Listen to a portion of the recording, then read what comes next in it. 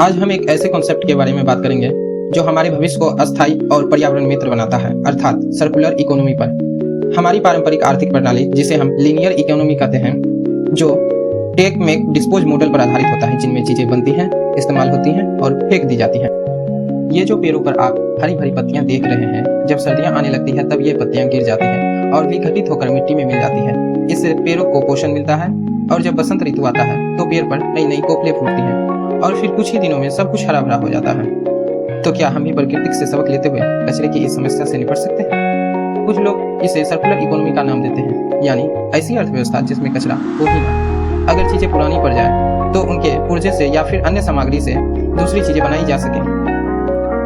क्या है circular economy? हम हर दिन कितना कचरा पैदा करते हैं? कॉफी के कप हो, पुराने जूते हो या फिर पुराना स्मार्टफोन, सब कचरे के डिब्बे में।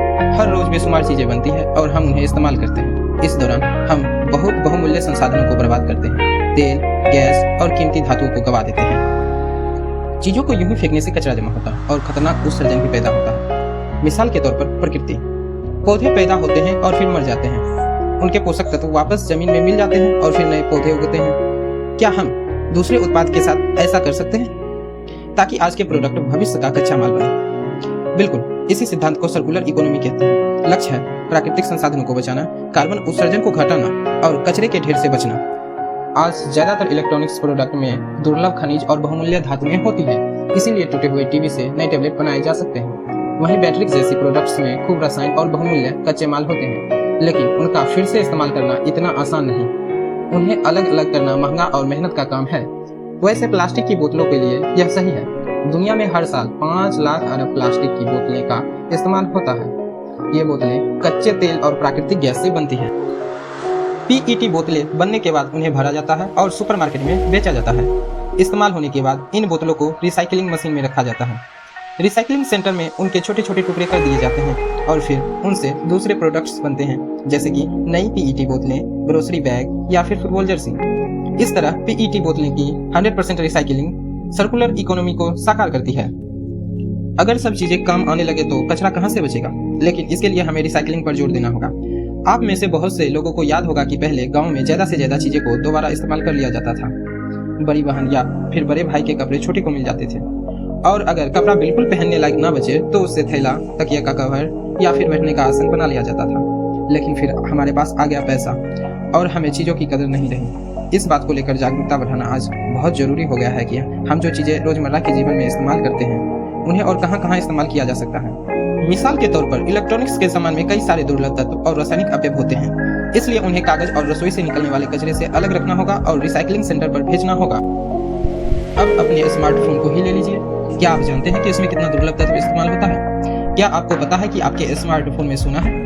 लेकिन इसके लिए फोन को तोड़ने की आवश्यकता नहीं है। सोना बहुत थोड़ा सा है, 1 ग्राम का भी छोटा सा हिस्सा, लेकिन है तो सही। आपके फोन में धरती के 17 दुर्लभ तत्वों में से 16 दुर्लभ तत्व मौजूद हैं। इन्हीं से स्मार्टफोन स्मार्ट बनता है, जैसे कि नियोडीमियम, डिस्प्रोसियम और प्रेसेओडीमियम से इसे चमक मिलती है और टर्बियम से डिस्प्ले में रंग आता है। अब दुनिया में लगभग आधी आबादी के पास स्मार्टफोन है और जैसे जैसे फोनों की संख्या बढ़ रही है उसी हिसाब से दुर्लभ तत्वों की मांग भी बढ़ रही है। अच्छी बात यह है कि ये दुर्लभ तत्व इतने भी दुर्लभ नहीं है। बुरी बात यह है कि उनका खनन मुश्किल है और पर्यावरण के लिए नुकसानदेह है और उनके भंडार सीमित हैं, तो कुछ दशकों में दुर्लभ तत्व खत्म हो सकते हैं। तो हम क्या कर सकते हैं? अपने स्मार्टफोन को ज्यादा दिन तक चलाइए। जब नया फोन खरीदे तो पुराने को रिसाइकलिंग करने को दे दें। इसका मतलब है कि आप पर्यावरण को बचाना चाहते हैं तो नए नए फोन खरीदने के चस्के से बचिए। इससे सिर्फ पर्यावरण का भला ही नहीं, आपका भी भला होगा, आपके पैसे बचेंगे।